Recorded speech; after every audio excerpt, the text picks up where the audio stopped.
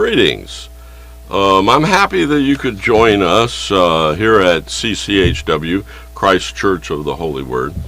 We're the home of the Real News Network, and that's where we kind of try to counterbalance all the fake news that's out there, especially when it comes to faith and things of faith with the news in the media. I promised. First I should ask you if you like the programming that we do here. Please like us on Facebook, on Instagram, or wherever you find us. Check out our website. Subscribe to our channel on YouTube.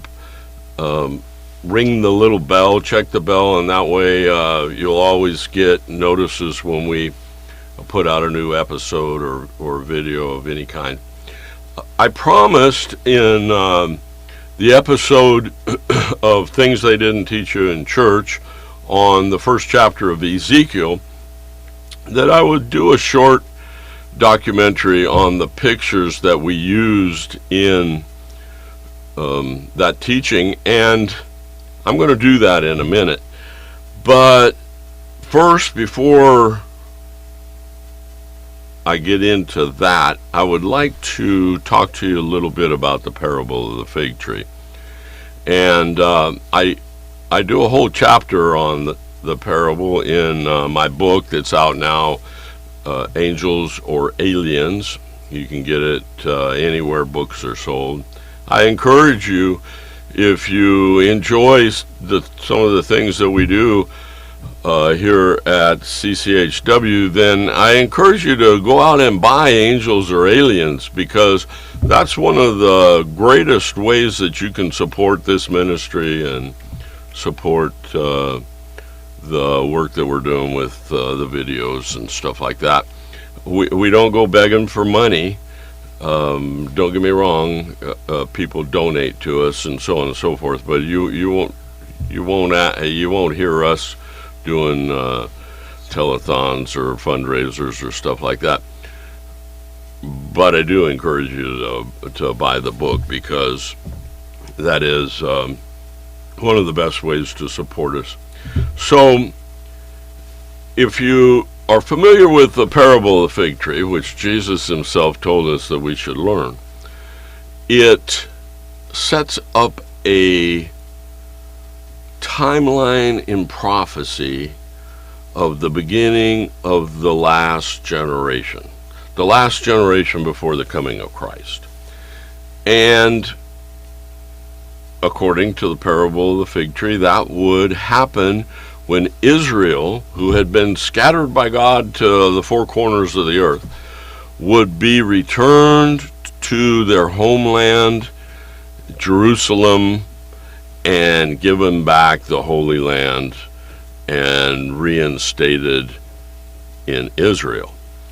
Well, if you know anything about history in World War II, you'll know that happened in 1948. And if you believe what the Bible says, that would mean that we have been working on that last generation for quite some time now. I'm going to be totally honest with you. I don't really know how long we're going to be around. You see the things that are happening out there today, they're mind-boggling in a lot of different ways. And prophecy is being fulfilled day after day after day after day, right out. All you have to do is read the daily news. And now, granted, they don't tell us a lot of stuff, but take it from me, they don't understand the things that are fulfilling prophecy. They don't understand, or they wouldn't be reporting on it, just like they don't report about so many things in the world today. But it's our job to be watchmen. We need to watch what's happening, and Jesus told us we're supposed to know the season of his return. So let's all keep our eyes peeled, watch what's going on. A couple of things in relationship to these pictures that have been happening. President Trump formed a brand new branch of the armed services. It's called the Space Force. Now, folks, the President of the United States isn't going to create something in the same realm as the Army and the Navy and the Air Force if it's not important.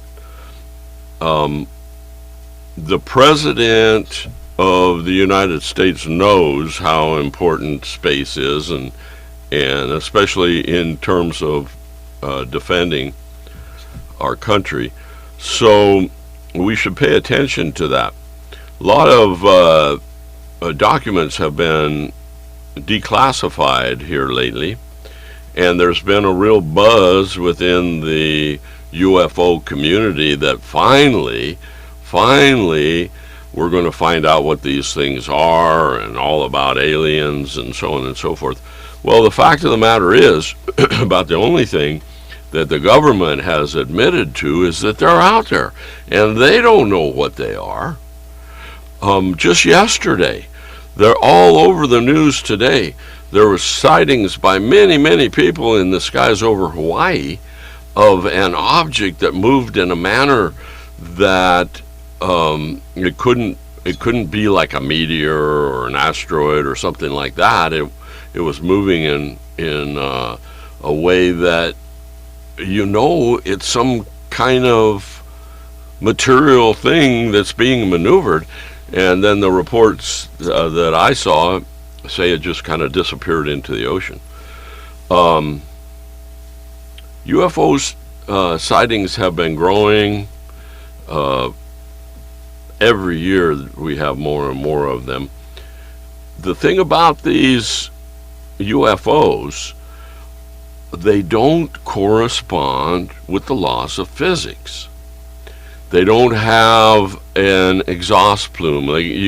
We can't detect any heat coming from them. How can that be? A vehicle is maneuvering and driving and through our airspace, and it has no plume. It shows no use of any energy. The other thing, the way they move, and there's a lot of things about them that they don't come from here. If you read my book, if you check out some of the Bible studies on our website, you'll realize what I know them to be. Check out the episode on the first chapter of Ezekiel. It's very clear. The Bible tells us what these vehicles are. So back to that. I promised that I was going to show you the whole set of pictures, and that I was going to explain to you how they came into my possession. First of all, I want to show you this book. This is Time Life Books edition of The Mysteries of the Unknown, a very popular episode that they were selling back throughout the 80s and 90s. This one is the UFO phenomenon, and one of my pictures you'll find in the book here. We'll show you a picture of it up on the screen. And here I want to show you these pictures. These are the pictures. There's 5 of them that we're going to be putting them up on the screen. I want to explain this to you, though, because these pictures are they came into my possession in the early 70s. Folks, that's before computers were around, let alone Photoshop and different formats that you can manipulate photos and that kind of thing. So we took pictures of the pictures. So you can see their actual photographs. They aren't something that we loaded into a computer and wang-dangled around. And these 8x10 photographs, I think I first had prints made back in the late 70s or the early 80s, one or the other. I was, well, let me tell you the story of how they came into my possession. It was in the early 70s, and I had just earned my bachelor's degree, and I was teaching adult education. I was teaching some some college classes on interpersonal communication, and I was traveling all over the place. And I also I had a job at Long Beach State, which was where I graduated from, and I was running a program there for students that wanted to be student teachers and were getting ready to go into the classroom and do student teaching. And it was to test their speech proficiency and help them with guidance as far as things that they could work on. So I was embedded into the educational system there, and I was living in an apartment on the edge of Signal Hill in Long Beach, California, just above the traffic circle. And there was a guy, I kind of got to know him on a social level. We went out a couple of times to the clubs in the area, and his name was Tom. And Tom came to me one day, and he said, "I need to tell you a story and ask you a favor." And I said, "Okay, shoot." He said, "Well, my sister and her boyfriend, who go to the university in New Mexico, and they live there in the college town, and they went out on a picnic one Saturday, I believe it was. And while they were on this picnic, they saw this extraordinary thing. And so my sister's boyfriend, Tom tells me, picks up his camera and he starts taking pictures and running towards it. And you'll see when we put these pictures up on the screen for you that there's a progression. They start far away from the object, they get closer.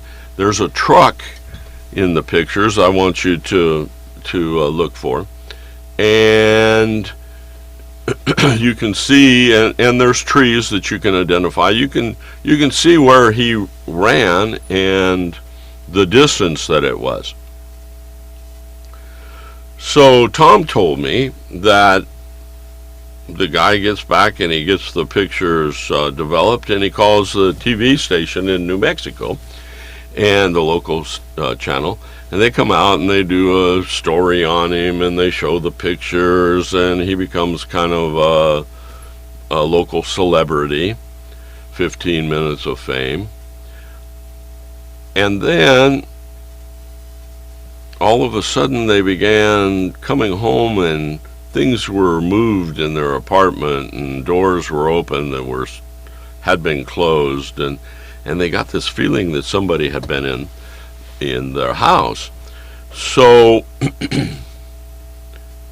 the only thing that they could even imagine that it could be about was these pictures and the negatives. So Tom's sister sent him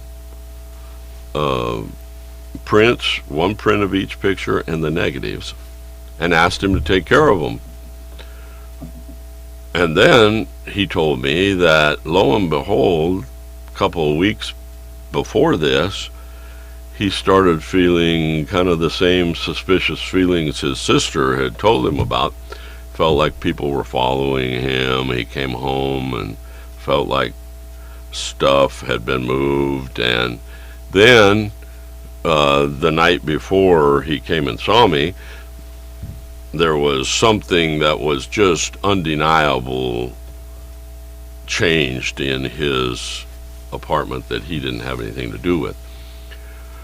So he asked me if I could take care of the pictures for him for a while, and I said, well, sure. So, like I said, I was teaching a lot of different places part-time. I was in Orange County, and I was at Long Beach State, and I was up in Artesia. So I didn't see Tom very much, and then I come home one day from work, and could see his apartment had been cleaned out. There weren't any drapes on the windows. I looked in, everything was gone. I asked another neighbor there, what happened? And they said they really didn't know. They just, there was a U-Haul van that pulled in, or trailer, I think it was, and they just loaded all of Tom's stuff up into this trailer, and Tom himself had told them that he was going to Oregon. Good luck. And that's the last I've ever heard of him. So here's these pictures. We'll show them to you here in a minute. But I'm going, I don't know about this. So being at Long Beach State, I went to first I went to the photography department. Let's put the first picture up on the screen so people can see them as I talk and go through them. So I went to the photography guy at Long Beach State, and I showed him the pictures, and I asked him, could you phony these pictures up?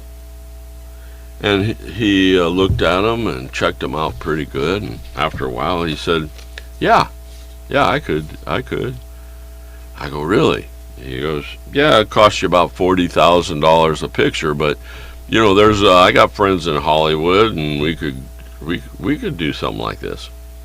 So that was let's put the second one up. So that was my first introduction to whether these pictures were legit or not.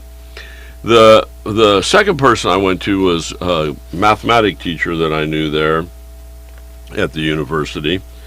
And before we go to the third picture, you notice the truck, and the truck was in the first picture, and he's now moving towards what he sees in the sky. So I went to the math instructor, and I asked him to kind of try to do some measurements if he could, or shadows, or whatever he could use to see if they seemed to be in relationship to the other things in the picture. Let's show that next picture now. We'll be on number 4, and this one I showed in the Ezekiel episode. And if you'll notice, you look at it, and you can see the portholes in the ring around the middle of that thing. And then let's put up the final picture. And so I remember a couple years after I got the pictures in my possession, somewhere I saw a photograph in one of these Time Life book editions, and we're going to put that book up and show you the page out of it that I'm talking about. So I always knew that there was, and sure enough, according to the book, it happened in New Mexico. That was verified for me. But according to the book, what they said was that they deemed them fakes because there had never been a picture of a UFO before this that was so clear. And I always thought that was a pretty weird reason for anybody to declare something illegitimate. So I kind of always kept an eye out. I forget where I saw that. It might have even been in the library at school. But I, a couple of years ago, found a copy online, and I bought it. And this is must be a newer edition, because the reason that they deem these pictures illegitimate in this edition of the Time Life book series And we'll put those series of pictures back up for you here and run them from the first one to the second one so you can get a look at them again. But in this book that I got, the reason why they say they were fake was because it looks like it's a toy hung from a tree, which sounded like kind of a lame thing to me also. And it makes me wonder if they only have the one picture, perhaps.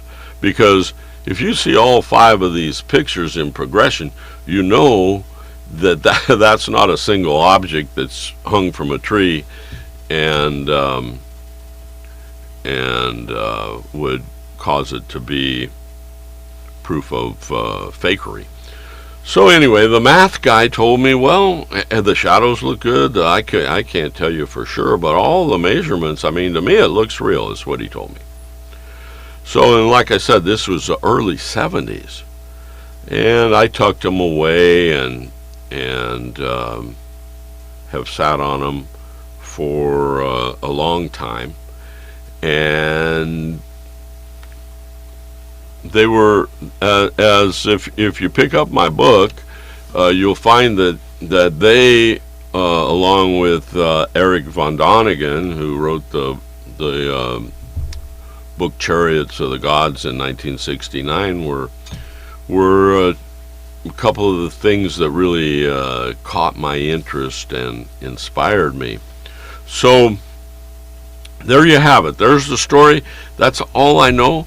I've never heard from anybody again. Oh, there is one other thing, and it's I kind of wonder if this new edition of the Time Life books didn't base some of their opinion on that particular picture on the fact that I found during my research that this guy in New Mexico that took the pictures, I think it was about a year after the first incident, called up the news people, local TV station, and said, I've made contact again, and I've been abducted, I'm gone on the spaceship, and blah blah blah. And so they all piled down there and they interviewed him, and he had this abduction story, and then he produced these pictures that were nothing more than the report that I read called them. They looked like truck headlights up on a hill or something. So they deemed him at that point a wacko, and anybody back then, today, probably the same thing, that claims to have been abducted on a spacecraft is going to have a hard time with their credibility. And I think maybe that bled into their opinion of this picture that they published in the Time Life book series. I know how I got them. I know how long ago it was. I know that they didn't have any money, and I also know that what the professionals that I talked to told me about the pictures. So there you have it. That's the story, the UFO pictures. Have a great evening. Keep your eyes peeled. They will be coming back, I do believe. And the only problem that I have with it is I don't believe they're extraterrestrial beings from another planet on these spaceships, on these UFOs. I believe that they come from another dimension, that dimension that we know, call heaven, paradise. And friends, let me tell you something else. Revelation is very clear. Satan and his buddies, fallen angels, are going to get kicked out of heaven and show up here on earth sometime in the last generation. And believe me, they will be in spacecraft similar to what are in these pictures that you've seen tonight. God bless you. Take care of yourself. God bless your family. Happy New Year. I hope this year is much better for all of us.